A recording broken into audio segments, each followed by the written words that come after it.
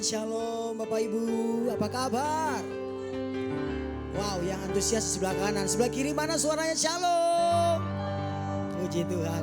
Boleh bangkit berdiri, coba kasih salam kiri kanan paling sedikit 50 orang mungkin saudara.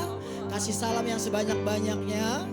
Yuk kasih yang terbaik, salam yang terbaik, perkataan yang membangun, yang menguatkan kita. Saya percaya kita semua adalah anak-anaknya Tuhan, amin. Haleluya, praise the Lord. Boleh kita kasih tepuk tangan sekali lagi dulu bagi Tuhan Yesus. Mari sama-sama kita berdoa dengan sehati yang siap bersyukur sama Tuhan. Satukan hati kita berdoa. Bapa yang baik, terima kasih banyak, kami bersyukur kalau kami boleh diberkati ketika kami tidur. Sebab firman-Mu berkata orang benar diberkati ketika ia tidur. Dan kami adalah orang-orang yang sudah dibenarkan Tuhan dan sudah diberkati Tuhan. Dan pagi hari ini kami boleh tiba di tempat ini dengan penyertaan Tuhan yang luar biasa. Dan kami tahu Tuhan Yesus, Tuhan memberikan kami waktu tempat yang tepat untuk bersyukur kepada Tuhan. Karena kami tahu Tuhan baik. Dan biarlah Tuhan kehadiran kami itu boleh menyenangkan hati Tuhan lewat pujian, syukur, penyembahan kami. Biar itu Tuhan boleh menyukakan hati Tuhan. Bapa kami janji kami mau datang dengan segenap hati kami. Dengan hati yang siap bersyukur, memuji, menyembah Engkau. Karena kami tahu Tuhan semua yang baik dalam hidup kami datangnya daripada Tuhan. Bukan kuat dan gagah kami. Bukan semua karena kekuatan kami, tapi semua karena anugerah dan cintanya Tuhan bagi kami. Terima kasih banyak buat semua berkat-Mu. Inilah ucapan syukur kami, inilah pujian kami. Biarlah berkenan di hadapan-Mu Tuhan. Di dalam nama Tuhan Yesus yang siap beribadah bersama-sama katakan amin. Kasih tepuk tangan sekali lagi bagi Tuhan. Silakan duduk kembali umat pilihan Tuhan. Terima kasih Tuhan Yesus. Mari kita ingat kebaikan Tuhan yang begitu besar dalam hidup kita. Dan biarlah kita akui dan biarlah kita bersyukur. Sebab banyaklah yang Tuhan lakukan di dalam hidup kita. Terima kasih Tuhan. Terima kasih Bapa. Oh, mari sama-sama katakan pujian ini. Banyaklah yang Kau perbuat. Kau berbuat di dalam hidupku, di dalam hidupku. Oh, rancangan indahmu terjadi di hidupku. Bapa yang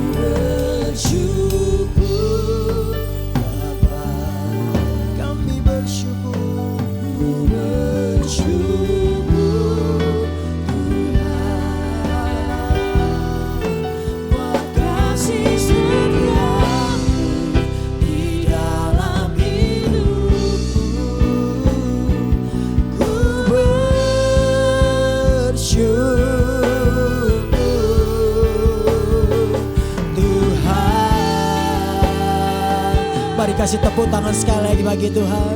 Dan katakan terima kasih Tuhan Yesus. Engkau baik. Banyak yang Kau perbuat. Banyak yang Kau perbuat di dalam hidupku. Di dalam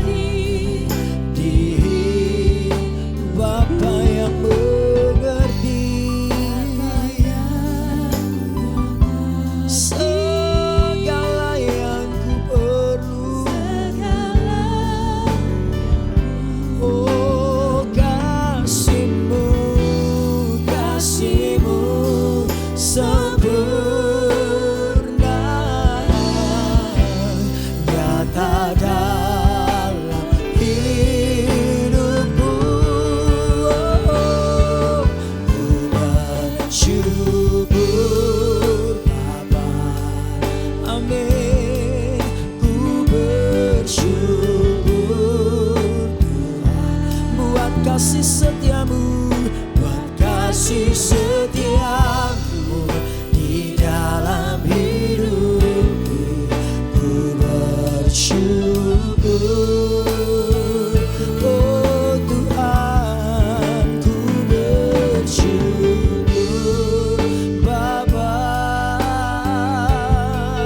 ku bersyukur Tuhan, buat kasih setiamu di dalam hidupku. Ku bersyukur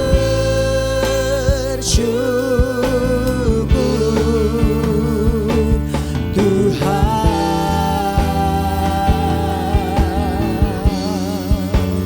Terima kasih Tuhan.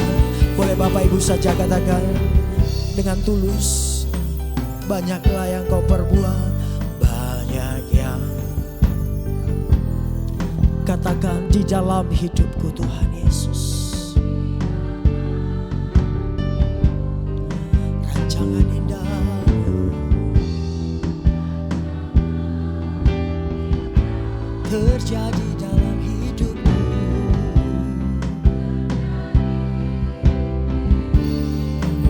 Akui, nyatakan Bapa yang mengerti segala yang kami perlukan. Tuhan tahu, Engkau yang menyediakan semuanya itu bagi kami Bapa. Terima kasih buat kasih-Mu Yesus. Mari Bapak Ibu nyatakan kepada Tuhan syukur-Mu. Ku bersyukur Tuhan Yesus baik, oh, teramat baik, buat kasih setiamu. Oh, ku bersyukur kepadamu Tuhan, ku bersyukur Bapa, semua karena kasih-Mu, semua karena anugerah-Mu. Siapakah kami ini, begitu Kau mengasihi kami. Ku bersyukur. Sekali lagi katakan, ku bersyukur Bapa, ku bersyukur Tuhan, buat kasih setiamu di dalam hidupku. Ku bersyukur ya Tuhan, ku bersyukur Bapa, ku bersyukur Tuhan, buat kasih setiamu. Oh, amin. Ku bersyukur Tuhan,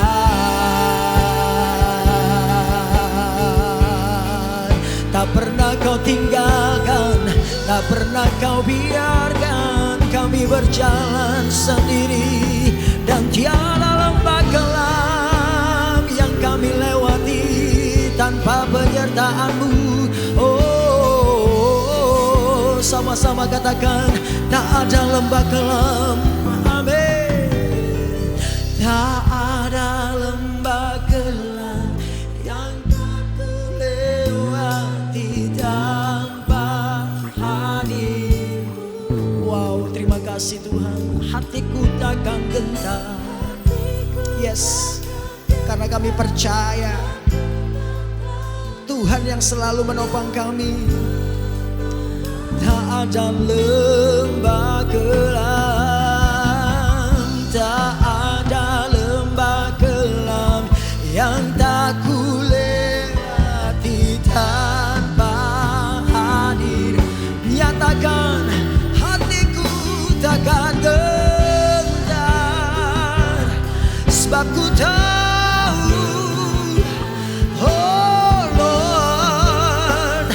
bangkit berdiri sekali lagi, katakan tak ada lembah kelam, tak ada lembah kelam yang tak ku lewati tanpa hadirmu. Benar Bapa, hatiku takkan gentar, sebab ku tahu tanganmu yang berobat. Mari sama-sama akui, nyatakan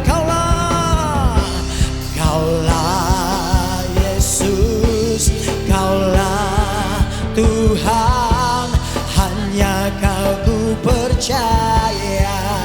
Kaulah Tuhan, Kaulah Yesus, Kaulah Tuhan, harapan hidupku.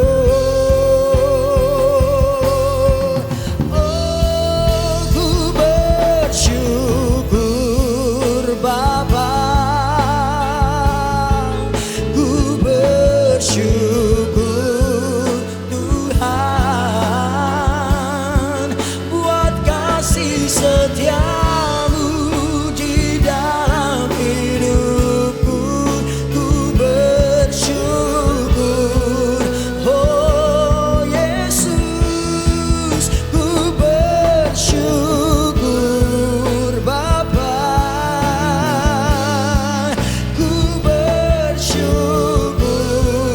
Tuhan buat kasih setiamu di dalam hidupku. Ku bersyukur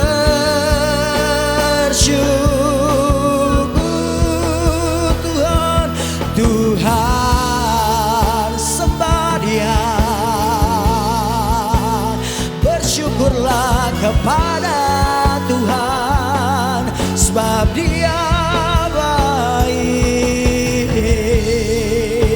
Dia Immanuel yang menyertai kita, tak pernah tinggalkan. Oh, Dia yang menopang kita, Dia yang memberkati kita, Dia Bapa yang baik. Oh,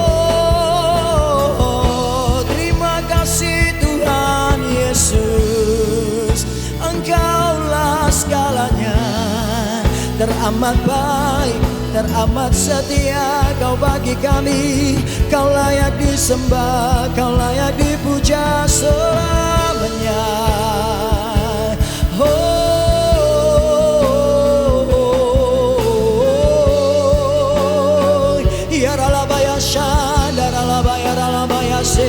Kami puja, kami sembah, kami tinggikan Engkau Yesus Tuhan. Kaulah perisai kami, Kau yang menopang kami dalam setiap waktu.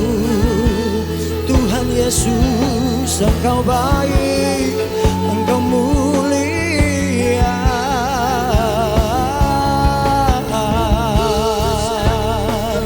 Daralabaya daralabaya daralabaya daralabaya. Kaulah pujian kami, Kaulah mazmur kami, Kaulah nyanyian kami Tuhan. Terpuji nama-Mu, Engkau setia. Oh, terpujilah Tuhan, Allah pembela kami, Allah yang memimpin langkah kami, Allah yang menyediakan yang terbaik.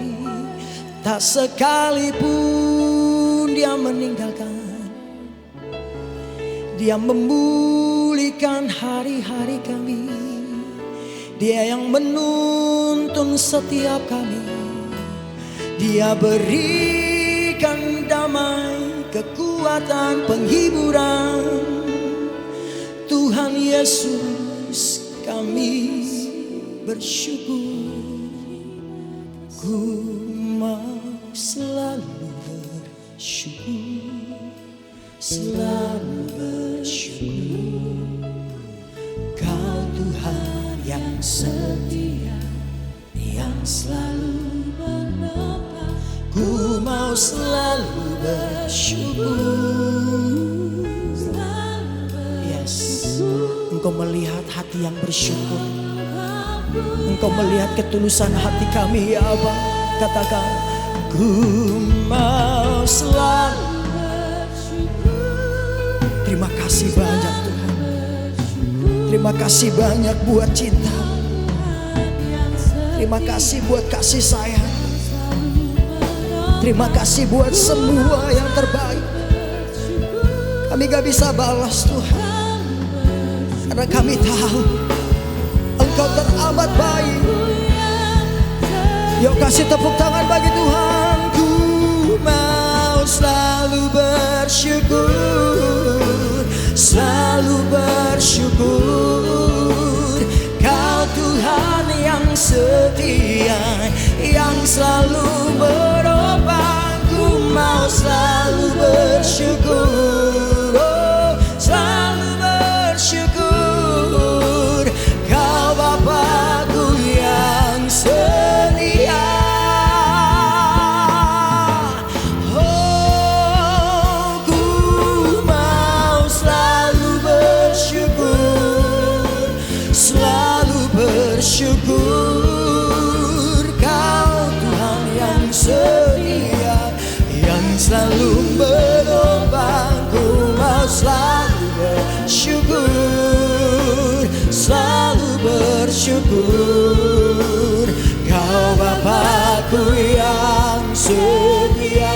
Katakan, kau Bapakku, kau Bapakku yang setia. Oh, kau Bapakku yang setia.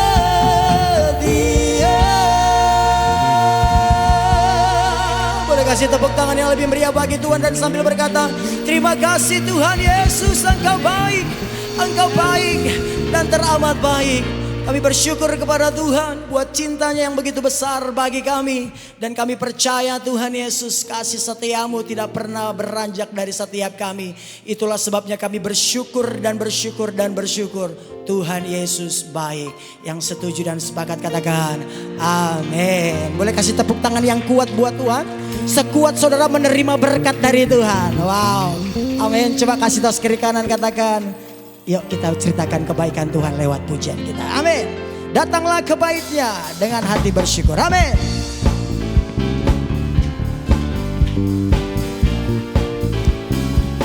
Bersyukur kepada Tuhan. Amin. Datang ke baitnya Tuhan, membawa hati yang bersyukur karena Tuhan baik. Yuk sama-sama katakan, datanglah ke baitnya dengan hati bersyukur, ke dalam pelatarannya. Dengan apa Bapak Ibu? Dengan hati bersuka. Lihatlah betapa berlindung pada. Siap bersorak, akan bersorak-sorak. Amin. Akan bersorak, sama-sama sorakan. Hey, bersyukurlah kepada Tuhan, sebab Dia baik, bahwasanya untuk selamanya kasih setianya. Bersyukurlah kepada Tuhan, sebab Dia baik, bahwasanya kasih setia Tuhan. Amin. Tepuk tangan lagi bagi Tuhan Yesus. Terima kasih Bapa buat kasih setia Tuhan. Katakan, datanglah, datanglah ke baitnya dengan hati bersyukur, ke dalam pelatarannya dengan hati bersyukur. Rasa lihatlah Tuhan baik saudara. Oh, bagi Dia, oh akan bersorak, akan bersorak-sorak. Siap bersorak? Yuk sama-sama.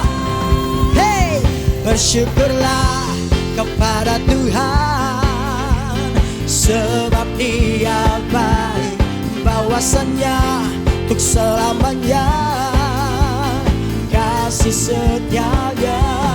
Bersyukurlah kepada Tuhan, sebab Dia baik, bahwasannya untuk selamanya kasih setianya. Boleh Bapak Ibu katakan, bersyukurlah. Amin. Yes.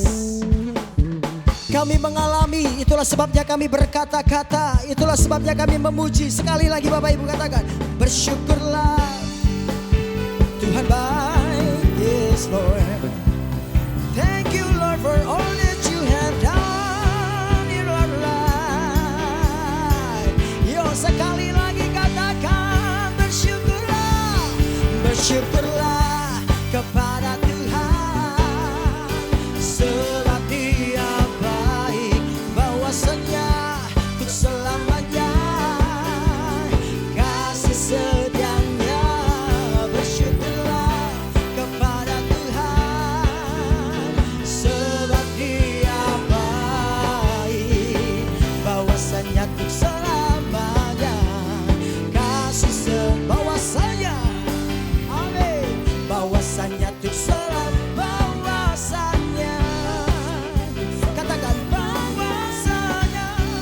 Oh, kasih setianya.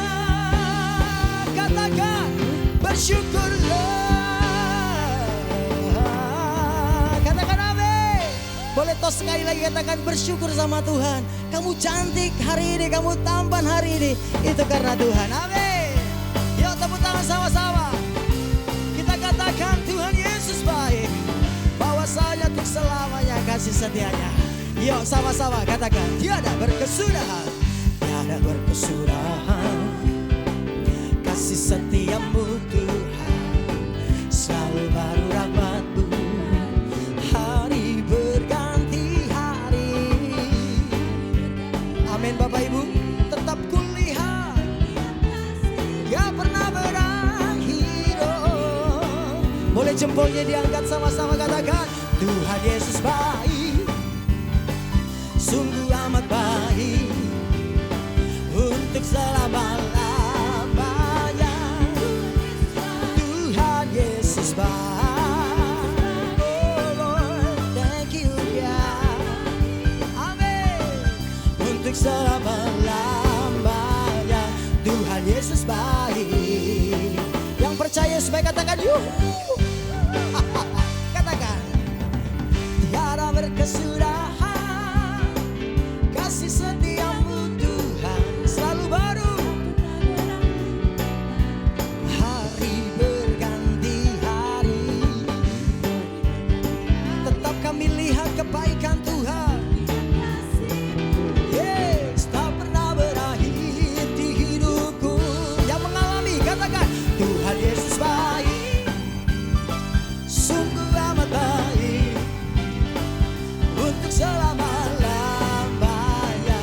Tuhan Yesus, Tuhan Yesus baik. Oh, oh, sungguh amat baik, untuk selama-lamanya. Sekali lagi,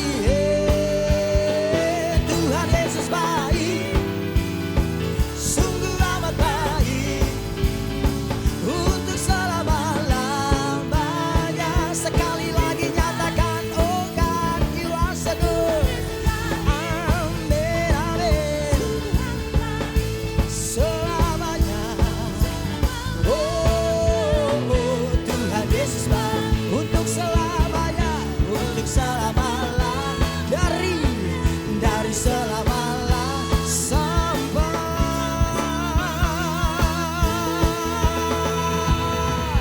Tuhan Yesus baik.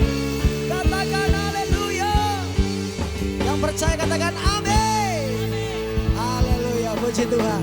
Silakan duduk kembali, umat pilihan Tuhan. Haleluya. Coba kipas-kipas dulu, mungkin ada yang keringat, biar bedaknya tetap aman. Tuhan baik, amin. Luar biasa. Setiap kita ada hari ini itu semua karena kebaikan Tuhan. Yang setuju katakan amin. Dan rencana Tuhan selalu yang terbaik buat kita. Karena besar setia Tuhan bagi kita. Terima kasih Tuhan. Kami percaya janji-Mu ajaib. Dan kami hidup oleh janji itu. Dan setiap hari kami melihat janji itu terjadi dalam hidup kami. Terima kasih Bapa. Terima kasih Tuhan. Sungguh besar setiamu, Kau nyatakan bagiku. Kau Bapa yang selalu mengerti isi hatiku. Kemuliaan-Mu Kau janjikan. Aku tetap percaya. Ku percaya janji-Mu ajaib, terukir dalam kehidupanku.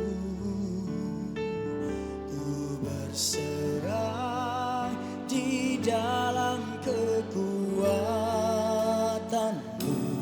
Ku percaya. Boleh kasih tepuk tangan buat Tuhan Yesus. Terima kasih Tuhan buat janji-Mu. Sungguh besar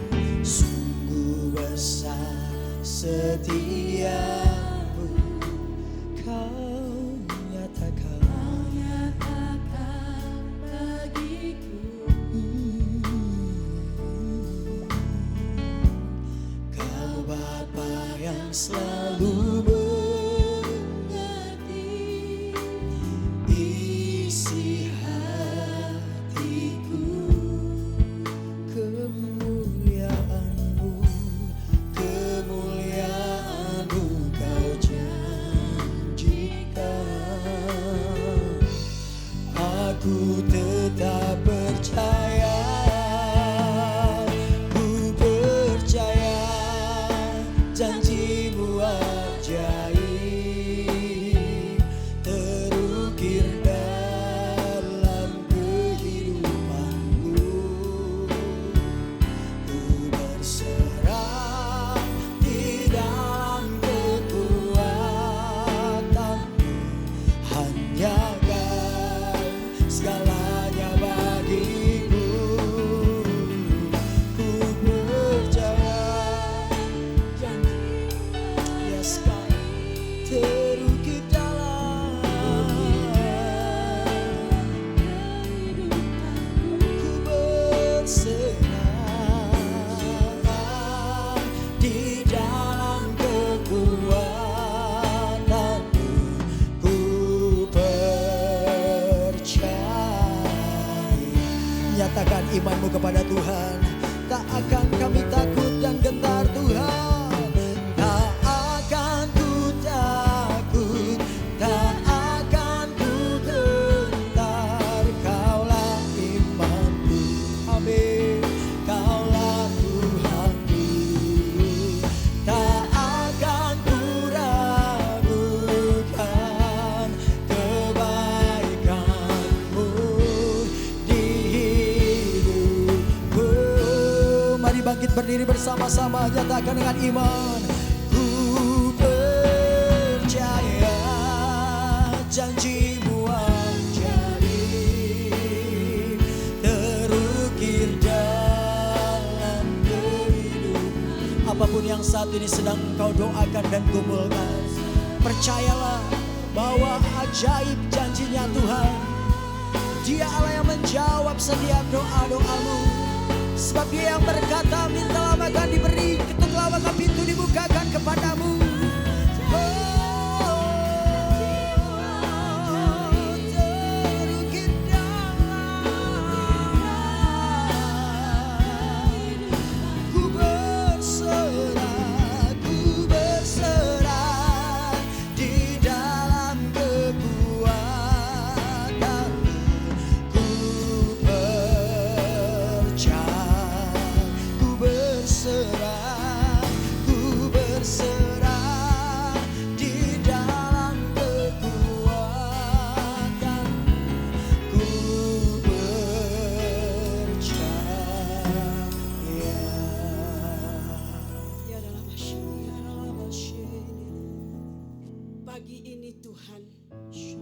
setiap wanitamu perkatakan bahwa Engkaulah Tuhan tempat perlindunganku, kubu pertahananku, Allahku yang kupercaya. Biarlah setiap firman-Mu termaterai di dalam setiap hati kami, yang memberikan kekuatan di dalam kesesakan kami, bahkan di dalam kesengsaraan yang kami alami. Mungkin akhir-akhir ini Tuhan ada banyak tekanan, tetapi firman-Mu berkata Tuhan, kesengsaraan untuk menimbulkan tahan uji, dan tahan uji menimbulkan ketekunan, bahkan ketekunan mendapatkan pengharapan kepada Kristus Yesus. Untuk itu Tuhan, segala ketakutan, segala kekhawatiran, kalau kami ada di dalam Engkau, maka kepercayaan kami kepada Kristus Yesus itulah yang memberi kepada setiap kami pengharapan. Pengharapan kami tidak pernah mengecewakan. Sekalipun itu ada tekanan, kepercayaan kami kepadamu Tuhan. Terima kasih Yesus. Ajar kepada setiap kami wanitamu dan setiap yang hadir di tempat ini. Ada banyak tekanan yang akan datang, tetapi kami memiliki Tuhan yang berdaulat atas setiap kehidupan kami. Bahkan Tuhan, Kau mengajarkan kepada setiap kami, kalaupun sakit penyakit datang ataupun masalah apapun datang, seperti Engkau ajarkan kepada setiap kami, bahkan Lazarus mati, bahkan Engkau dengan sengaja pergi 2 hari meninggalkan. Tetapi yang kami tahu, Engkau mengajar supaya kami percaya bahwa waktu Tuhan, kairos Tuhan adalah waktu yang tepat bagi setiap kami wanitamu. Taruh itu di dalam setiap kami Bapa. Terima kasih Tuhan Yesus, karena Engkau menginginkan setiap kami wanita-wanitamu yang menjadi wanita yang kuat dan teguh.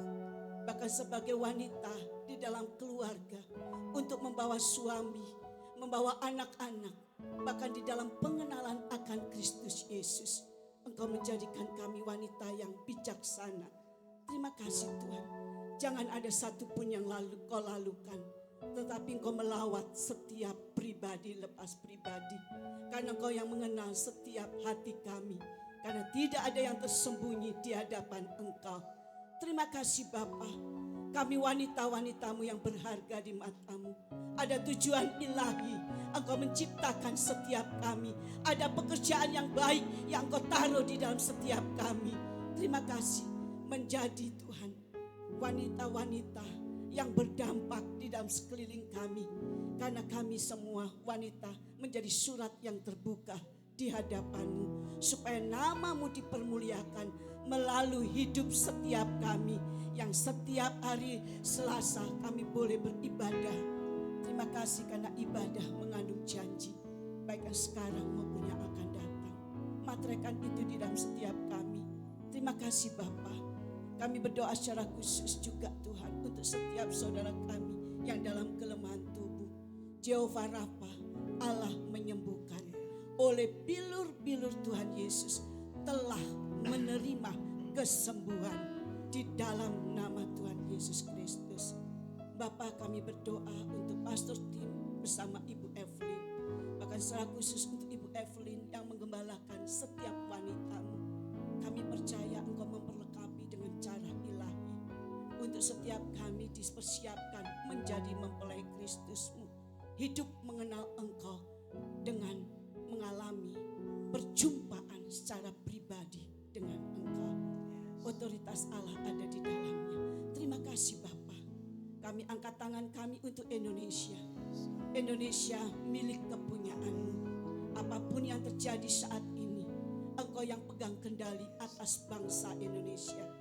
Ada pemulihan terjadi, bahkan perekonomian Engkau pulihkan bagi setiap anak-anak-Mu yang percaya kepada Kristus Yesus, yang membawa kesejahteraan atas bangsa Indonesia. Pakai setiap para pemimpin di dalam takut akan Engkau. Mereka bekerja dengan hati nurani yang benar di hadapan Tuhan. Ada kesejahteraan dari Sabang sampai Merauke, Miangas sampai Pulau Rote. Bahkan Tuhan ada tuayan jiwa. Bahkan Tuhan biarlah segala kami mau bersatu hati. Kami patahkan segala roh keserakahan yang ada di tengah-tengah bangsa kami.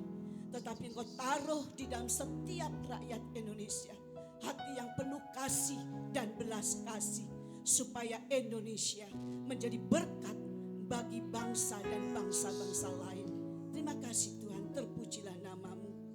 Bapa, siang hari ini bersama kami telah hadir Pastor Immanuel Natalio. Terima kasih Tuhan, Engkau pakai anak muda ini dengan kasih yang daripada-Mu untuk menyampaikan kebenaran. Karena kebenaran Allah itu yang memerdekakan setiap kami. Dan wibawa Allah, otoritas Allah ada di dalam Pastor Immanuel. Dengan kuasa yang maha tinggi disampaikan kebenaran itu. Dan setiap kami menjadi Maria-Maria yang duduk diam mendengar kebenaran. Dan kebenaran itu yang merubahkan setiap kami. Ini setiap kami Tuhan. Jadilah kehendak-Mu di bumi seperti di surga. Di dalam nama Tuhan Yesus kami berdoa dan ucap syukur. Amin. Mari sama-sama sekali lagi katakan. Ku percaya janji-Mu ajaib. Sama silakan kepada Pastor Immanuel. Di dalam kehidupanku, ku berserah di dalam kekuatanmu. Hanya Kau segalanya bagiku. Ku percaya janji-Mu ajaib terukir dalam kehidupanku. Ku berserah di dalam kekuatan-Mu. Ku percaya,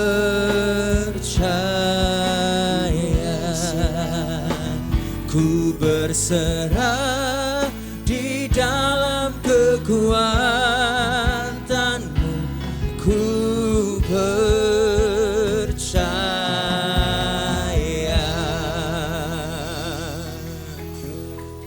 Bapak, kami mengucap syukur Tuhan Yesus, kami menyembah Tuhan yang hidup. Kami mau berkata bahwa kami mau percaya kepada Engkau.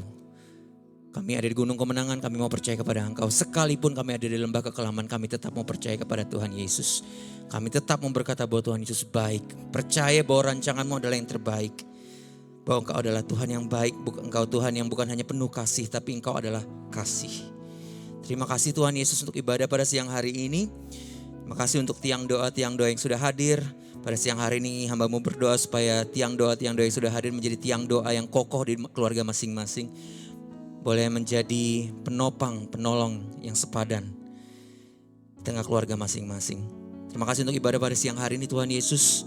Ibadah ini boleh berlangsung bukan karena rutinitas atau kerja keras kami atau aktivitas kami, tapi semua ada boleh karena kasih karunia Tuhan Yesus. Karena kebaikan Tuhan Yesus, karena kesetiaan Tuhan Yesus kami ada sampai hari ini. Mau berdoa supaya firman yang dibagikan tidak hanya menjadi sebuah informasi yang masuk kuping kanan keluar kuping kiri. Kami sebagai pendengar gak hanya menjadi pendengar firman, gak hanya menjadi penghangat kursi gereja, kami gak hanya menjadi pencatat firman. Kami juga pulang gak hanya menjadi perenung firman, tapi kami boleh pulang menjadi pelaku firman Tuhan. Sehingga hidup kami boleh diubahkan, dikoreksi, ditegur. Kami boleh semakin serupa segambar dengan Kristus. Dan lewat hidup kami yang diubahkan, lebih banyak orang boleh diberkati. Semua hanya untuk kemuliaan Tuhan Yesus Kristus. Terima kasih Tuhan Yesus, hanya di dalam nama Tuhan Yesus Kristus. Kami telah berdoa dan mengucap syukur. Urapi mulut hamba-Mu yang akan menyampaikan firman Tuhan, yang siap ditegur dan diberkati oleh kebenaran firman Tuhan. Sama-sama katakan amin, amin, amin. Shalom semuanya, silakan duduk. Apa kabar? Ini luar biasanya karena kebiasaan ngomong luar biasa atau beneran luar biasa nih? Karena jemaat Tuhan ya, orang Kristen ini terlalu di brainwash begitu kalau saya perhatikan ya. Saya dari sekolah, jujur deh, saya dari sekolah minggu selalu disuruhnya begini. Kalau ditanya apa kabar, harus jawabnya luar biasa.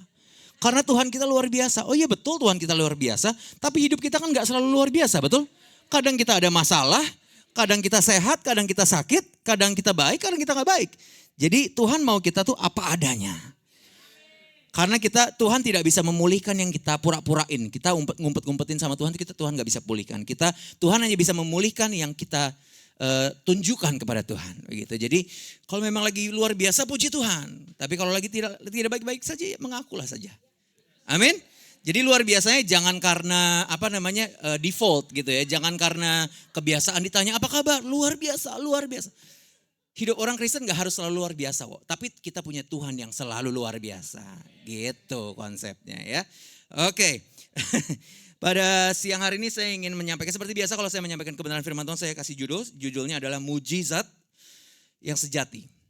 Mujizat yang sejati. Saya gak tahu mungkin ada beberapa dari dari ibu-ibu. Ada bapak-bapak juga di sini ya. Yang mungkin sudah bertahun-tahun.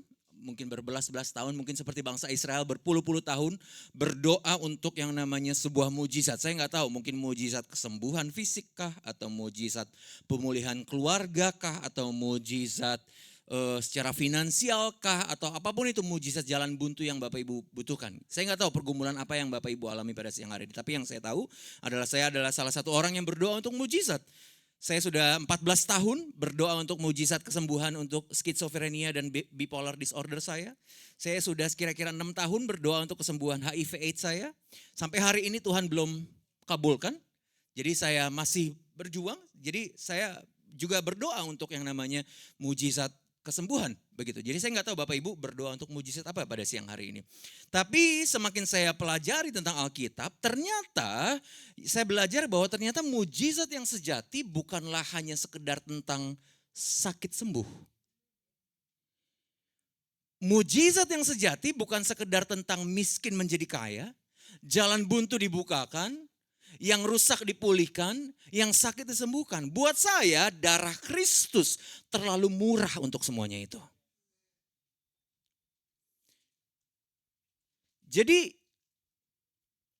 saya belajar bahwa ternyata mujizat yang sejati bukan hanya sekedar sakit sembuh miskin kaya. Ada mujizat yang sejati, ada yang lebih ilahi lagi yang Tuhan ingin lakukan dalam kehidupan kita di luar sakit sembuh miskin kaya tersebut. Maka dari itu siang hari ini kita belajar sama-sama.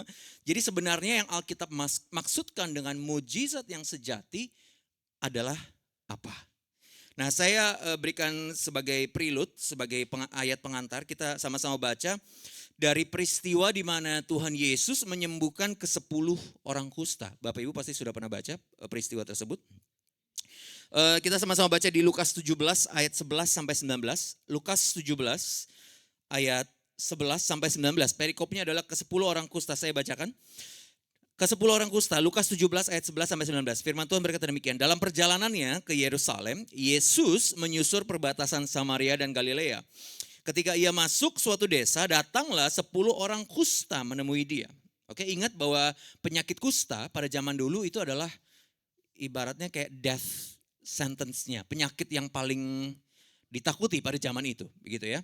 Oke, jadi datang 10 orang yang menderita penyakit yang paling ditakuti pada zaman itu adalah penyakit kusta. Menemui Yesus, mereka tinggal berdiri agak jauh dan berteriak, "Yesus Guru, kasihanilah kami." Lalu Yesus memandang mereka dan berkata, "Pergilah, perlihatkanlah dirimu kepada imam-imam."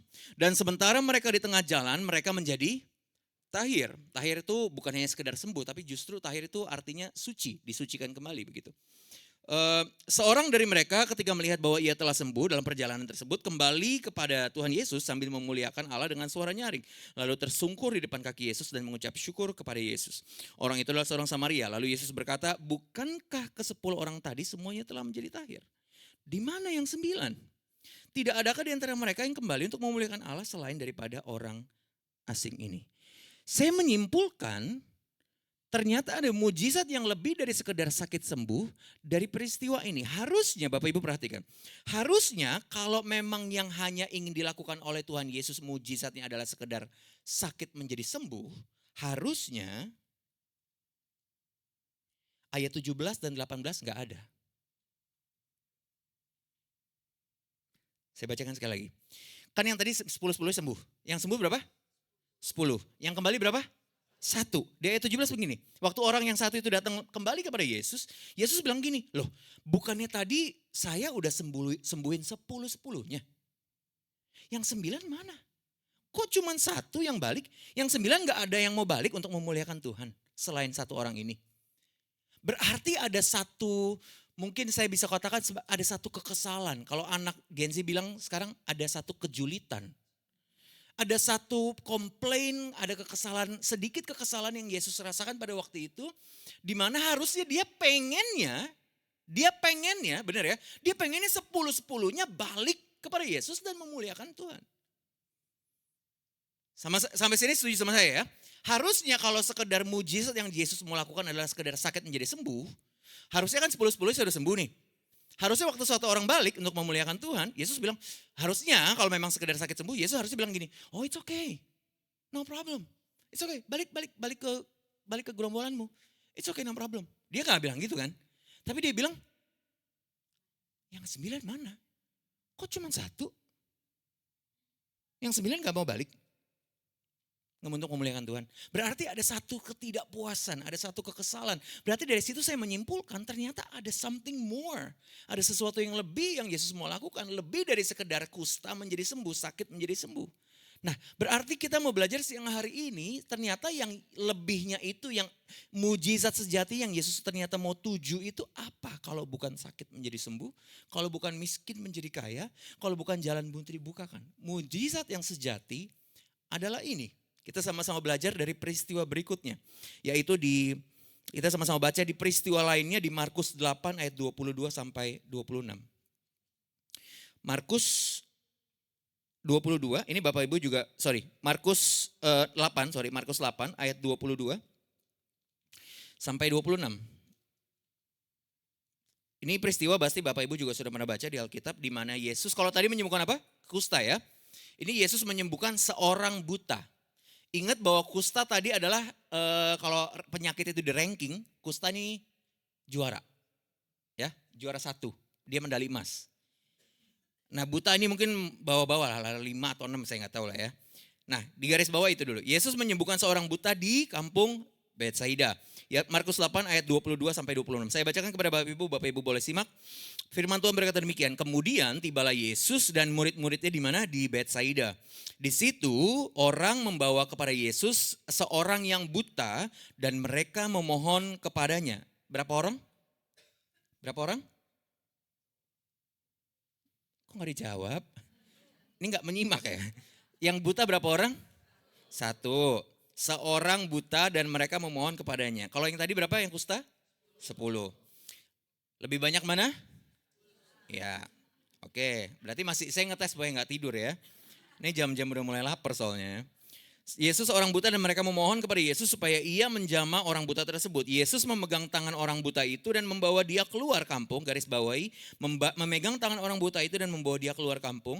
Lalu ia meludahi mata orang itu dan meletakkan tangannya atasnya dan bertanya, sudahkah kau lihat sesuatu? Orang itu memandang ke depan lalu berkata, ya aku udah melihat orang tapi mereka berjalan-jalan belum jelas gitu. Masih tampaknya orang itu seperti pohon-pohon.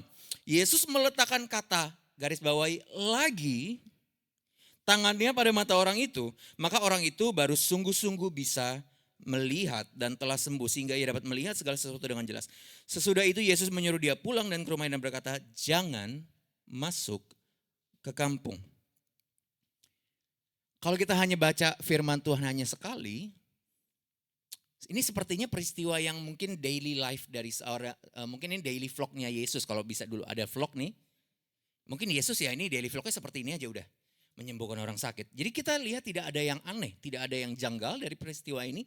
Tapi makanya dari itu kalau baca firman Tuhan, jangan cuma cepat-cepat, jangan cuma sekali. Direnungkan, dibaca lagi, direnungkan. Ada rahasia-rahasia firman Tuhan yang Tuhan mau ajarkan. Buat saya ada 3 peristiwa janggal dari peristiwa Yesus menyembuhkan orang buta ini. Yang pertama, kita baca sekali lagi ya, tadi saya bacakan kepada Bapak Ibu sekali lagi di ayat yang ke-23. Jadi tadi peristiwanya ada orang buta datang kepada Yesus minta disembuhkan, lalu Yesus ayat 23 memegang tangan orang buta itu dan membawa dia keluar kampung, lalu ia meludahi mata orang itu. Sekarang pertanyaan saya gini, orang kusta tadi disembuhinnya gimana caranya? Dengan Yesus berkata-kata, pergilah, tunjukkanlah dirimu kepada imam-imam. Sembuh gak? sembuh. Kusta, lebih serius kusta atau buta? Di zaman itu. Oke?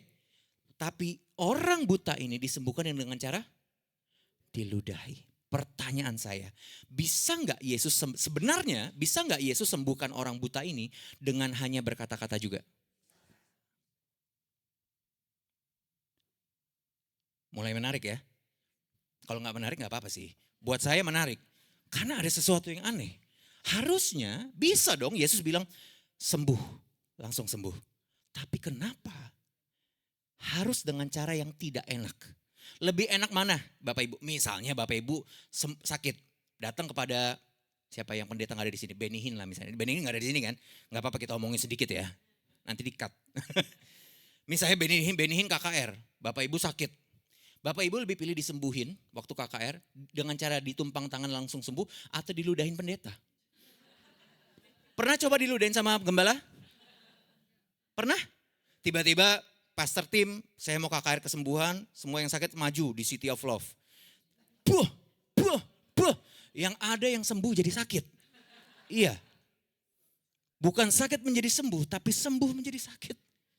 Sekarang pertanyaannya Bapak Ibu mau disembuhin dengan cara berkata-kata ditumpang tangan atau diludahin? Exactly.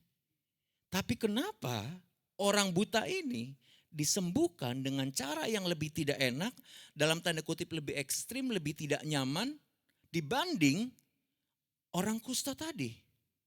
Padahal penyakit orang kusta tadi lebih serius dalam tanda kutip dibanding penyakit orang buta ini. Yang saya dapatkan adalah begini Bapak Ibu.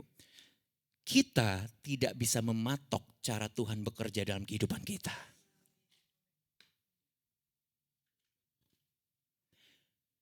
Yang Tuhan janjikan dalam hidup kita adalah Tuhan pasti bekerja dalam kehidupan kita. Tapi caranya itu adalah kedaulatan Tuhan. Kadang Tuhan bekerja dengan cara yang tidak nyaman, mengoyak kedagingan kita. Tidak enak, rasanya daging kita diganggu. Tapi justru itulah kita diproses sama Tuhan.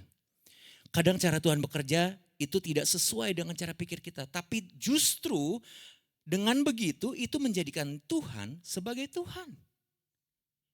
Saya mau bilang begini, justru kalau Bapak Ibu bisa mematok cara Tuhan bekerja dalam kehidupan Bapak Ibu, saya mau bilang Tuhan gagal jadi Tuhan.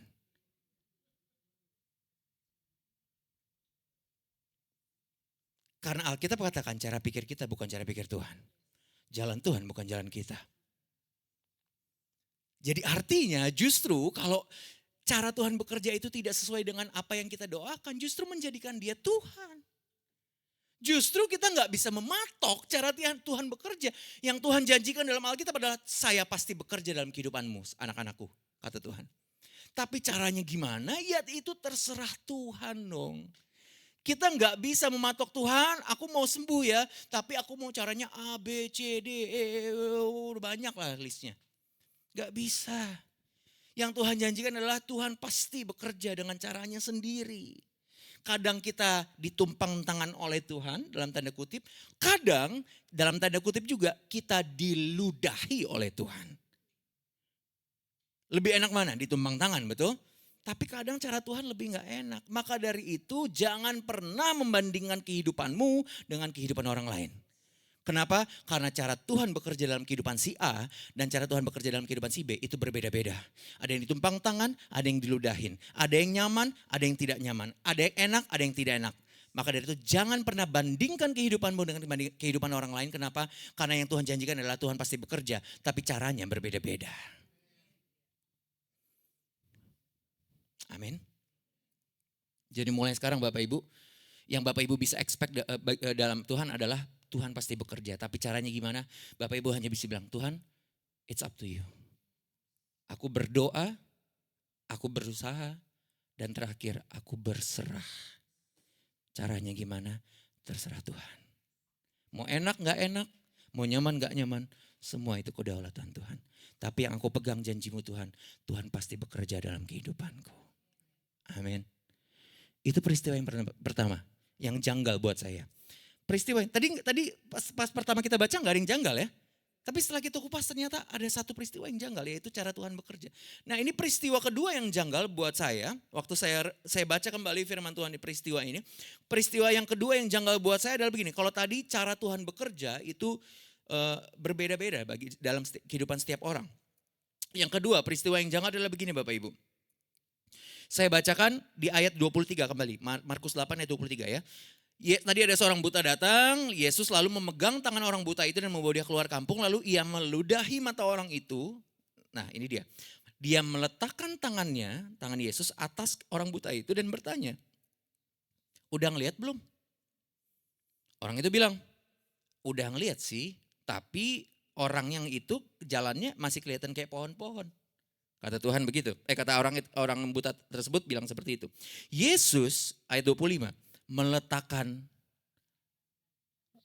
lagi tangannya pada mata orang itu. Maka orang itu baru benar-benar 100% sembuh. Pertanyaan saya adalah begini. Bisa nggak Yesus menyembuhkan orang buta hanya sekali? Yes.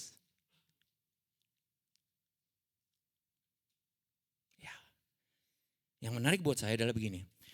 Orang kusta disembuhkan berapa kali? Berapa tahap? 1. Yesus hanya sekali bilang, pergilah, tunjukkan dirimu kepada imam. Pas perjalanan on the way, mereka langsung sembuh. Saya mau tanya, Lazarus mati. Saya mau tanya, mati itu lebih serius dibanding buta apa enggak? Oh iya, Lazarus, kita enggak banding-banding, kita enggak adu susah enggak ya? Enggak adu susah enggak. Waktu Lazarus mati itu dibangkitkannya berapa kali proses, berapa kali tahap?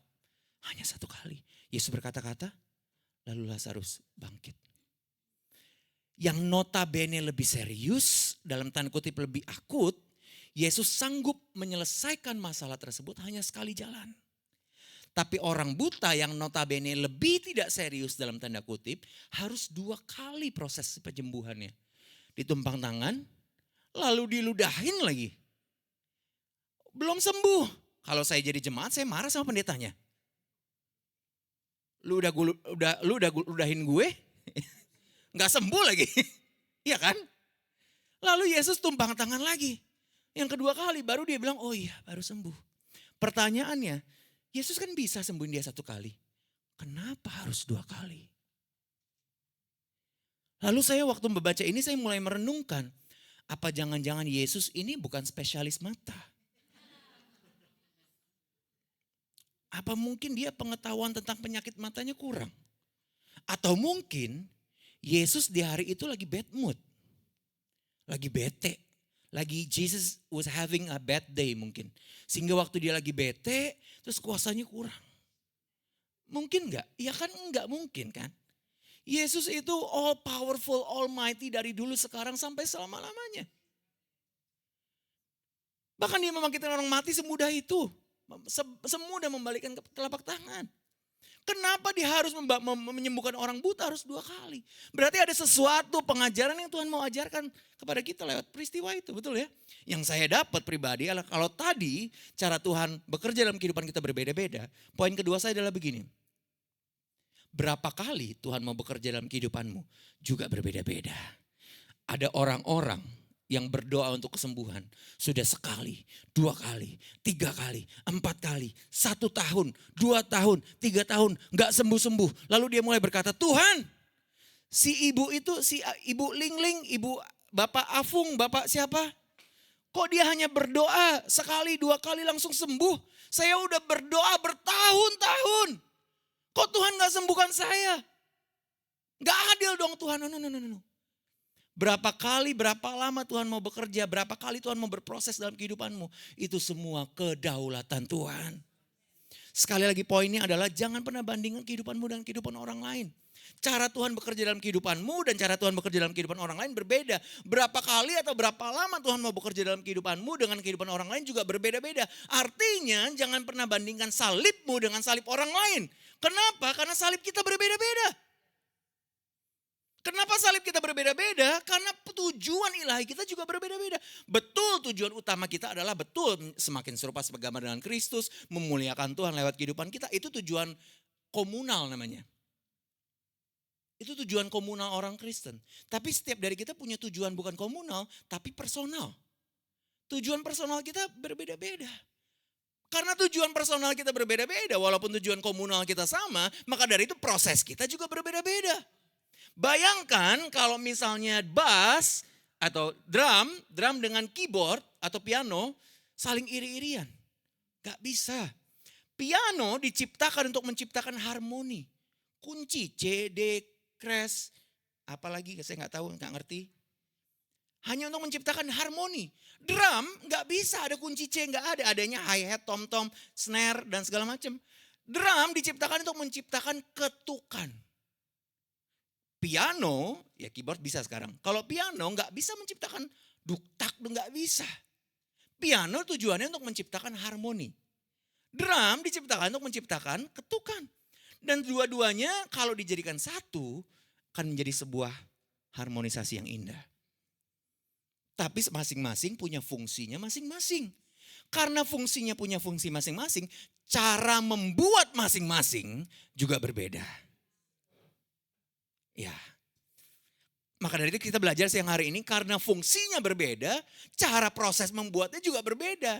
Kita aplikasikan ke dalam hidup kita. Karena tujuan kita berbeda, maka dari itu Tuhan berproses dengan cara yang juga berbeda. Maka dari itu jangan bandingkan kehidupanmu dengan kehidupan orang lain. Kenapa? Karena proses kita berbeda. Kenapa proses kita berbeda? Karena tujuan personal kita berbeda-beda. Jadi the bottom line is, inti poinnya adalah begini, jangan pernah bandingkan kehidupanmu dengan kehidupan orang lain. Oh Tuhan dia kok lebih kaya, oh Tuhan dia kok lebih mancung, oh Tuhan dia kok lebih tinggi, oh Tuhan dia lebih langsing. Aduh, Tuhan gak memandang semuanya itu. Kok dia langsung sembuh, kok dia langsung ini, gak usah. Fokus pada tujuanmu sendiri. Yang Tuhan janjikan adalah begini, engkau diciptakan karena punya tujuan masing-masing. Tapi tujuannya apa? Itu berbeda-beda. Karena tujuan kita berbeda-beda, proses kita berbeda-beda. Maka dari itu dua poin tadi. Jangan pernah membandingkan cara Tuhan bekerja dalam kehidupanmu dan cara Tuhan bekerja dalam kehidupan orang lain. Yang kedua, jangan pernah bandingkan proses Tuhan dalam kehidupanmu dengan proses orang. Karena tujuan kita berbeda-beda. Karena tujuan kita berbeda-beda, proses kita juga berbeda-beda. Amin. Itu poin saya yang kedua. Saya hari ini ada 10 poin ya. Kenapa? Ada yang lucu? Pada nggak haus firman Tuhan ya? Kok pada nggak mau dengar 10 poin? Enggak, saya hanya 3 poin, ini poin saya terakhir. Tadi pertama cara Tuhan, yang kedua berapa kali atau proses Tuhan itu berbeda-beda. Poin yang ketiga, peristiwa yang janggal yang ketiga yang saya ingin sampaikan kepada Bapak Ibu dari peristiwa Yesus menyembuhkan orang buta ini adalah begini Bapak Ibu. Kalau tadi caranya, banyak prosesnya. Yang ketiga adalah begini. Sekali lagi konteksnya orang buta datang kepada Yesus. Dia minta disembuhkan. Ayat 23 saya bacakan kembali ya. Yesus, Markus 8 ayat 23 saya bacakan. Yesus, sekali lagi nama kampung orang ini namanya apa? Nama tempat tinggal orang ini, nama kampungnya apa? Betsaida. Oke, garis bawahi Betsaida. Oke. Nah, waktu Yesus ketemu sama orang ini, ayat 23. Yesus memegang tangan orang buta itu. Ini dia. Lalu Yesus membawa orang buta itu keluar kampung. Lalu disembuhkan. Langsung kita lompat fast forward ke ayat yang terakhir, ayat 26. Sesudah Yesus menyuruh dia pulang ke rumahnya dan berkata, jangan masuk ke kampung. Menarik gak? Saya perjelas. Orang ini tinggal di kampung namanya Betsaida. Untuk disembuhkan penyakit butanya, Yesus harus menarik orang itu keluar dari rumahnya. Bahkan keluar kampungnya, yang Betsaida itu namanya. Lalu setelah disembuhkan, tujuan Yesus sudah tercapai untuk menyembuhkan orang itu. Yesus bilang, jangan balik ke kampung Betsaida. Pertanyaan saya begini, bisa nggak Yesus menyembuhkan orang itu on the spot? Oh ya, menarik ya? Menarik ya? Enggak, ya udah nggak apa-apa. Buat saya menarik, karena saya berpikir gini, bisa nggak Yesus? Bayangkan, Benny Hinn lagi, karena Benny Hinn nggak ada di sini ya. Kita ambil contoh Pastor Benny Hinn lagi. Benny Hinn misalnya bikin KKR kesembuhan misalnya, ya kan? Lalu Benny Hinn bilang, saya merasakan hadirat Roh Kudus bekerja di tempat ini. Saya mau bikin KKR kesembuhan. Tapi kita KKR-nya di parkiran Senayan City. Yuk semuanya ikut dulu. Repot gak ibadah ini? Kalau memang Roh Kudus mau bekerja, bisa gak langsung on the spot sembuhkan? Bisa, gak harus pindah ke separkiran, gak usah keluar kampung Betsaida, gak usah kemana, gak usah ke lobi. Bisa gak Roh Kudus, Tuhan Yesus menyembuhkan penyakit apapun on the spot di mana posisi orang itu berada? Bisa gak? Bisa. Pertanyaan saya, kenapa harus dibawa dulu? Kenapa harus ditarik keluar dari rumah? Bahkan bukan hanya keluar dari rumah, kenapa harus ditarik keluar dari kampung Betsaida, disembuhkan? Bahkan setelah disembuhkan, Yesus bilang sama orang itu, jangan balik ke Betsaida. Kesimpulan saya adalah begini, there's nothing wrong with this person. Gak ada yang salah dengan orang ini, yang salah ternyata ada di kampung Betsaida. Karena di kalimat terakhirnya, ini kalimat terakhir nih dari Markus 8 ini. Di yang peristiwa ini. Yesus bilang gini kalimat terakhirnya. Jangan masuk ke kampung. Bayangkan kalau saya mengimajinasikan saya sebagai orang buta. Lalu saya ditarik keluar dari rumah saya. Dari komplek perumahan saya. Terus saya disembuhkan. Lalu Yesus bilang jangan balik ke dalam sana. Saya bilang terus saya harus ngegembel. Saya harus kemana? Kan rumah saya di dalam. Kalaupun saya pergi saya harus bawa baju, bawa KTP, ini saya saya seperti nggak boleh gitu. Terus saya harus kemana Tuhan? Saya nggak boleh pulang ke rumah, nggak boleh masuk ke Betsaida lagi, nggak boleh pulang ke rumah saya. Kenapa nggak boleh? Berarti kesimpulan saya adalah masalahnya bukan di orang buta ini, masalahnya ada di Betsaida. Makanya Yesus bilang jangan kembali ke Betsaida, jangan masuk ke kampung. Inilah dia yang poin utama yang saya mau sampaikan. Mujizat yang sejati. Betul, saya nggak anti Pak. Saya nggak anti dengan kesembuhan. Saya bukan pendeta yang anti dengan kesembuhan, kekayaan. Enggak. Buat saya Tuhan Yesus adalah Tuhan Jehovah Rafa. Sampai hari ini sekali lagi saya tekankan. Saya masih berdoa untuk kesembuhan HIV AIDS saya. Bapak Ibu tahu saya penderita HIV AIDS. Sampai hari ini saya masih berdoa untuk kesembuhan bipolar, untuk skizofrenia saya. Sampai hari ini saya masih berdoa. Tapi Tuhan belum kabulkan. Maka dari itu saya bukan pendeta yang anti dengan kesembuhan, enggak.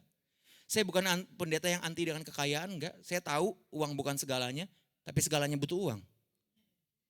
Uang enggak dosa, tapi cinta akan uang itu baru akar segala kejahatan, betul? Oh iya, jadi saya enggak anti dengan kekayaan, saya enggak anti dengan kesembuhan, enggak. Tapi ternyata saya belajar bahwa fokus kita mengikut Tuhan bukan tentang sembuh dan kaya. Tujuan sejati, tujuan ilahi, mujizat yang sejati yang Tuhan mau lakukan dalam kehidupan kita bukan sekedar buta menjadi melihat, sakit sembuh, miskin kaya. Tapi poinnya adalah ini, sama-sama kita baca. Kenapa ada yang salah dengan Betsaida? Sama-sama kita baca di Lukas 10. Lukas 10 ayat 13 sampai 14. Lukas 10 ayat 13 sampai 14. Perikopnya adalah begini. Yesus mengecam beberapa kota. Lukas 10 ayat 13 firman Tuhan berkata gini. Celakalah engkau Korazim. Celakalah engkau Betsaida. Karena jika di Tirus dan di Sidon terjadi mujizat-mujizat yang telah terjadi di tengah-tengah kamu. Sudah lama mereka bertobat. Artinya begini Bapak Ibu, kalau saya boleh paraphrase kalimat ini adalah begini. Tuhan Yesus mengecam ya, Yesus mengecam kota-kota seperti Korazim dan Betsaida di mana tempat orang buta tadi tinggal. Kenapa Yesus mengecam Betsaida? Karena Yesus bilang gini, tahu nggak? Kalau di Tirus, di kota Tirus dan di kota Sidon, aku melakukan mujizat sebanyak dan sedahsyat yang aku sudah lakukan di kampungmu, mereka pasti bertobat. Dengan kata lain Yesus berkata gini, kenapa aku sudah melakukan banyak mujizat dan mujizat dahsyat di kampungmu, tapi nggak ada yang mau bertobat. Artinya yang Yesus mau lakukan dalam kehidupan kita bukan sekedar sakit sembuh. Oh iya saya percaya dia sanggup menyembuhkan, dia Jehovah Rafa, amin. Tapi terlebih dari sembuh yang Yesus inginkan dari kehidupan kita adalah perubahan.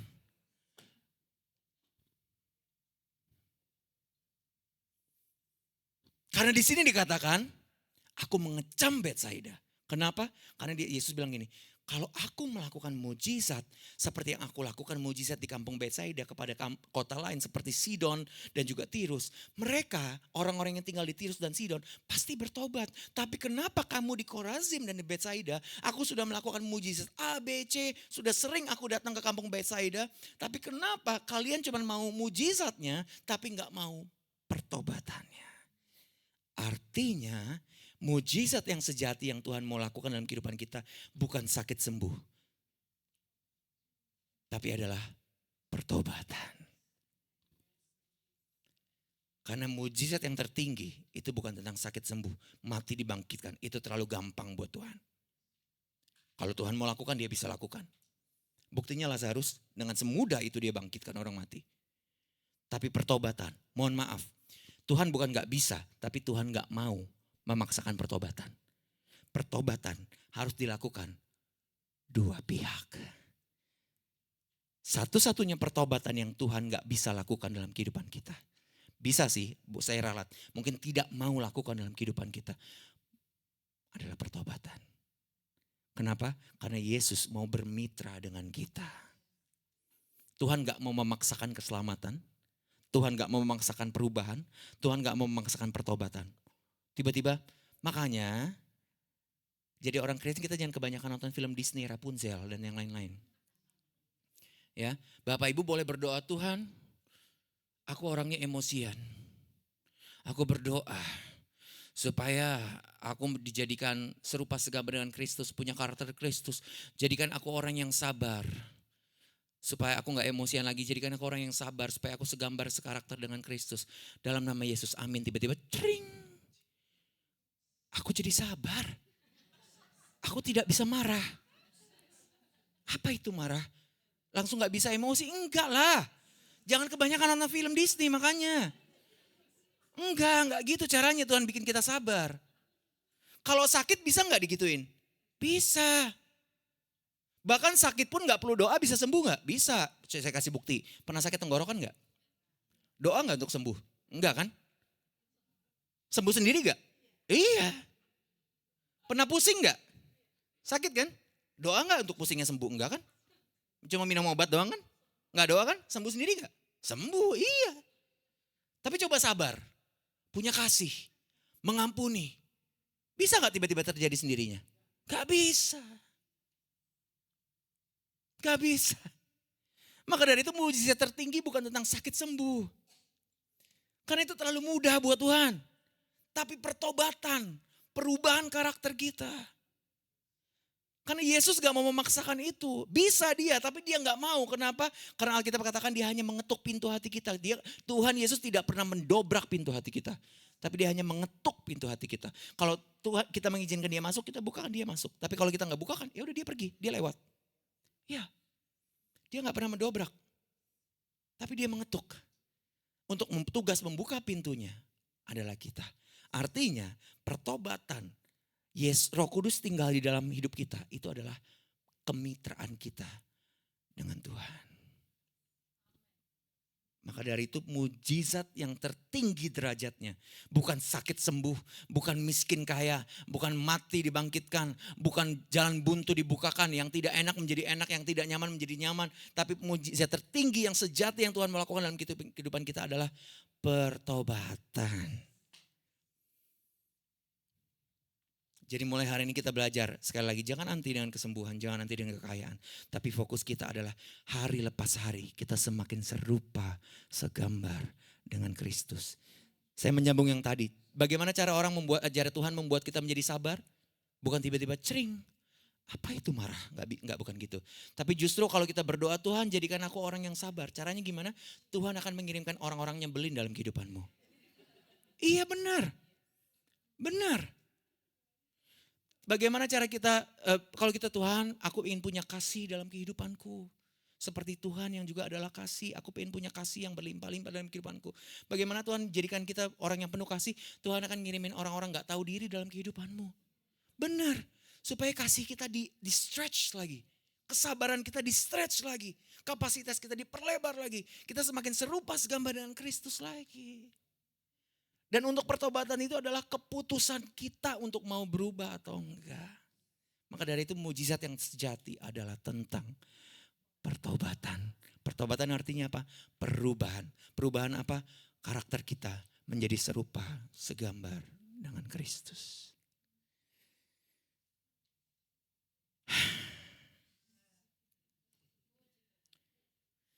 Banyak orang Kristen mau mujizatnya. Banyak dari kita mabuk mujizat, betul? Iya. Banyak orang Kristen banyak mabuk mujizat. Tapi giliran orang mabuk alkohol, oh kita menghakimi ya kan. Dosa lu mabuk alkohol. Lah apa bedanya mabuk mujizat sama mabuk alkohol? Sama-sama mabuk. Makanya jangan jadi mabok mujizat juga. Banyak orang Kristen cuma mau mujizat tapi nggak mau pertobatannya. Jangan seperti bangsa Israel. Ini poin terakhir saya.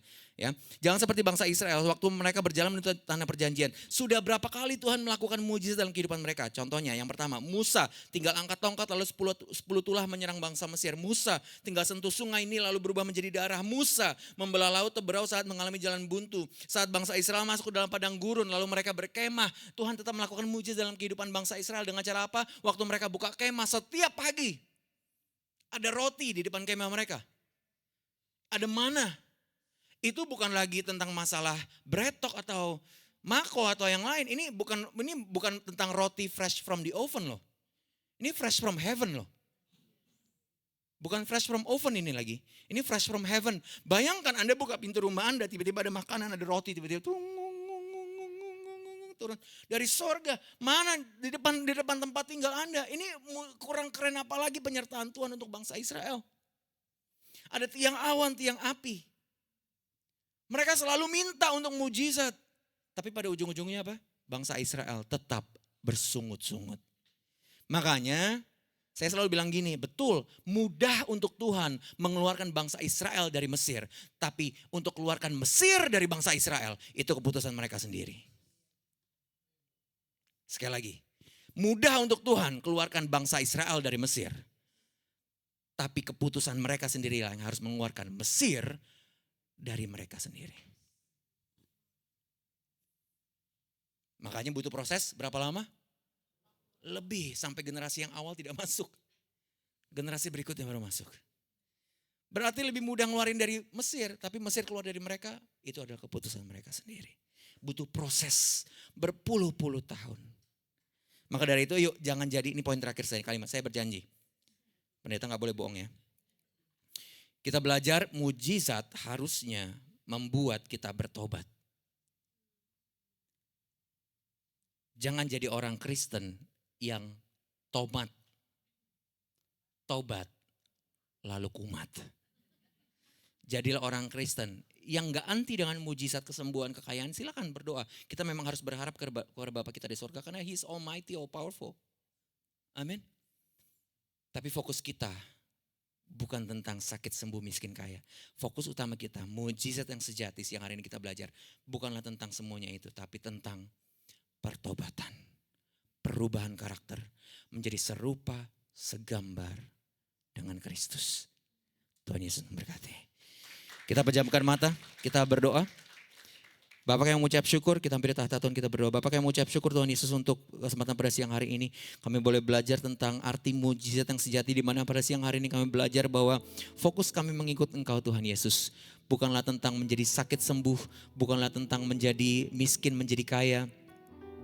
Tapi bagaimana hidup kita menjadi semakin serupa segambar dengan Kristus. Kami hari ini siang hari ini berjanji Tuhan Yesus jadi umat-Mu, jadi anak-anak-Mu, jadi murid-murid Tuhan.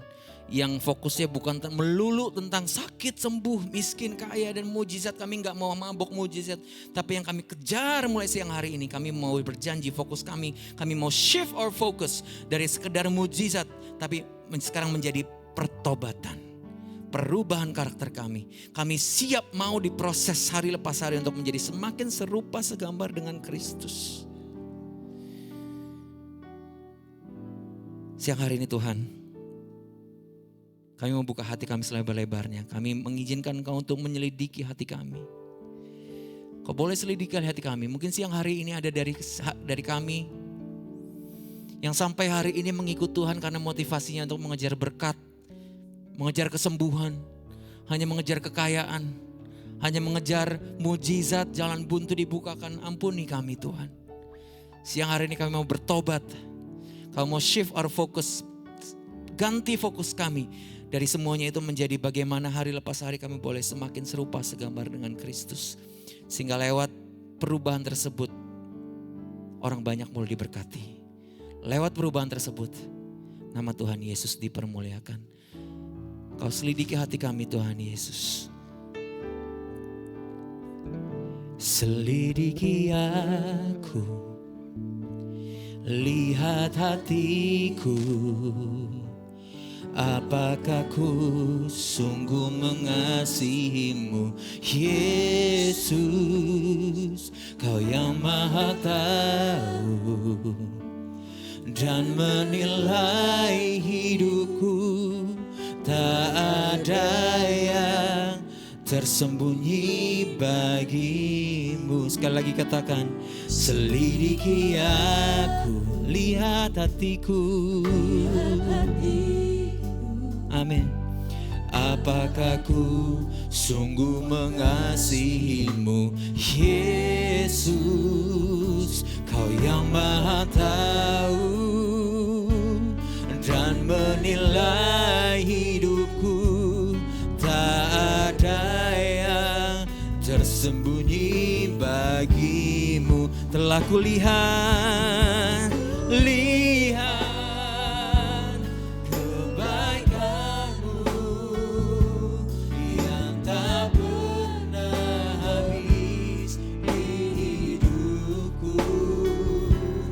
Ku berjuang sampai akhirnya kau dapati aku tetap setia. Telah kulihat, amin Tuhan, kebaikanmu yang tak pernah habis di hidupku. Ku berjuang sampai akhirnya kau dapati aku tetap setia. Kau dapati aku, sekali katakan setia. Kau dapati aku tetap setia. Tuhan, pada siang hari ini hamba-Mu sudah selesai berbicara, tapi mau berdoa. Engkau tidak pernah berhenti berbicara dan menuntun kami, karena firman modal pelita bagi kaki kami dan terang bagi jalan kami. Roh Kudus, tuntun setiap kami Tuhan. Ingatkan, cross check, tegur kami, proses hidup kami, murnikan hati kami. Kalau motivasi kami untuk mengikut Tuhan Yesus menyimpang ke kanan dan kiri, fokus kami hanya untuk mengejar kesembuhan, hanya untuk mengejar kekayaan atau mengejar hal-hal duniawi yang lain, Tuhan Yesus. Tegur kami, proses kami, selidiki hati kami Tuhan Yesus. Murnikan hati kami siang hari ini Tuhan Yesus. Kami siap untuk diproses Tuhan Yesus, supaya kami boleh ditegur dan kami boleh kembali diingatkan Tuhan Yesus, bahwa fokus kami untuk mengikut Tuhan bukan tentang hal-hal duniawi, tapi adalah tentang hal-hal sorgawi, tentang hal-hal yang ilahi. Bagaimana hidup kami boleh semakin serupa segambar dengan Kristus. Terima kasih Tuhan Yesus. Kau perlebar, perdalam, pertinggi, perluas kapasitas seluruh jemaat di tempat ini. Bukan hanya untuk menerima berkat, tapi terlebih penting, perlebar, perluas, pertinggi, perdalam kapasitas mereka untuk mau diproses, dimurnikan. Sehingga hari lepas hari mereka boleh semakin serupa segambar dengan Kristus. Ada pertobatan dalam kehidupan mereka. Ada perubahan dalam kehidupan mereka. Mujizat yang sejati yang Tuhan lakukan dalam kehidupan mereka, yaitu adalah pertobatan, perubahan karakter, supaya jemaat di tempat ini boleh semakin serupa segambar dengan Kristus hari lepas hari. Dan lewat kehidupan mereka boleh Engkau pakai menjadi saluran berkat, dan nama Tuhan Yesus boleh dipermuliakan. Orang boleh melihat bagaimana Tuhan yang hidup yang kami sembah terpancar dari kehidupan setiap kami. Terima kasih Tuhan Yesus. Thank you Tuhan Yesus. Hanya dalam nama Tuhan Yesus Kristus. Kamu sudah selesai. Kau berkati, terus tuntun, sertai, jaga dimanapun kami berada. Terima kasih Tuhan Yesus. Dalam nama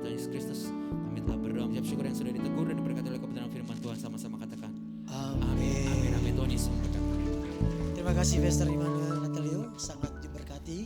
Yang diberkati katakan amin saudara. Haleluya, puji Tuhan. Kiranya Tuhan terus memberkati dan menyertai seluruh pelayanan Pastor Immanuel. Tuhan memberkati semua, sekali lagi Pak, Tuhan memberkati. Baik, kita akan memberikan persembahan saudara, kita akan berdoa buat persembahan kita.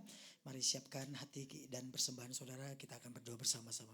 Bapak terima kasih, kami bersyukur pada siang hari ini. Kami bersyukur kami dikasihi Tuhan dan itu Tuhan ajar, tegur setiap kami lewat firman-Mu. Bapak terus kami mau buka hati kami untuk kami terus berubah, untuk mengalami, menjalankan firman, menjadi pelaku firman. Agar hidup kami dikatakan menjadi orang yang berbahagia. Terima kasih Tuhan Yesus buat firman-Mu. Engkau memberkati Pastor Immanuel Natalio Tuhan. Kemanapun hamba-Mu melayani penyertaan, pengurapan, manifestasi kuasa firman. Menjamah setiap umat-Mu, mengubahkan setiap umat-Mu Tuhan Yesus. Jagai, lindungi bahkan kehidupan hamba-Mu, pelayanan dan keluarga yang ada. Terpujilah nama-Mu. Terima kasih Bapak. Sebentar kami akan memberi, berkati semua jemaat Tuhan. Berkati kehidupan keluarga, pekerjaan, usaha, apapun Tuhan Yesus yang mereka jalani. Kami percaya Allah Immanuel menyertai setiap umat-Mu. Kami memberi dengan ucapan syukur. Haleluya, bersama-sama katakan amin. Selamat memberi saudara ya. Kita mendengarkan beberapa pengumuman. Kami mengundang jemaat Women of Love untuk berdoa bersama-sama dalam rumah doa City of Love Church setiap Rabu pukul 6:30 malam di Sampurna Strategic Square North Tower lantai 3. Saudara bisa hadir ya untuk kita bersama-sama berdoa di rumah doa jam 7 malam setiap hari Rabu ya. Silakan bergabung.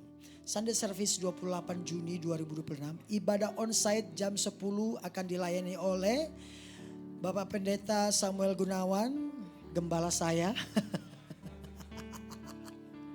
Pindah gereja aja kita Pak. Ya, jangan lupa hadir ya Sunday Service 28 Juni yang dilayani oleh Bapak Gembala Pendeta Gunawan. Maaf. Bapak Pendeta Samuel Gunawan di Sampurna Strategic Square North Tower lantai 3 ya. Enggak. Oke, pengumuman terakhir, harap tenang ya, semua akan makan siang ya semua, harap tenang. Pengumuman terakhir ya.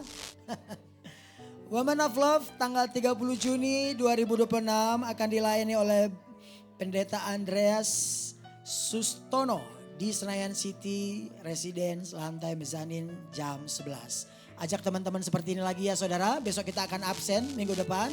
Apakah wajah-wajah ini akan datang lagi? Nanti kita akan perintahkan malaikat untuk menjemput Bapak Ibu untuk datang ke ruangan ini. Serta membawa jiwa-jiwa. Amin. Semangat. Haleluya. Kita bangkit berdiri bersama-sama. Yuk katakan pujian ini bersama-sama. Ku bersyukur padamu Tuhan, sebab kasih setiamu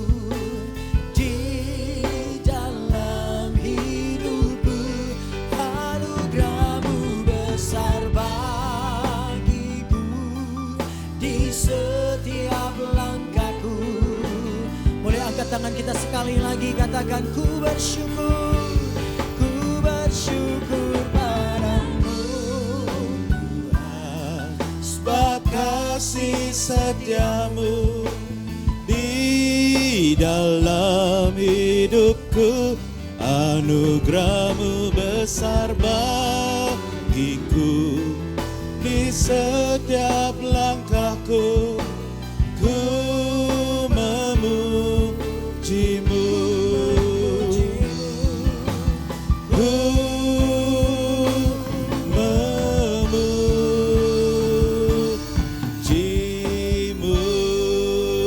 Mari beri sorak-sorai bagi Tuhan. Di gereja kami City of Love ada seorang oma, umurnya 90 tahun. 21 tahun yang lalu oma ini ditinggalkan oleh suaminya, jadi dia sudah menjadi janda selama 21 tahun ini saudara. Tetapi dia setia untuk menabur, dia menabur doa. Dia selalu berdoa buat anak, buat menantunya, buat cucu sampai ke cicit-cicitnya saudara. Dan saudara, dan Oma ini menuai saudara. Salah satu anaknya dipercayakan untuk mengembalakan sebuah gereja. Dan saat ini cucunya juga dipercayakan untuk mengembalakan sebuah gereja. Namanya Pastor Immanuel, saudara. Pastor Immanuel mengembalakan jemaat di tempat ini, di ruangan ini.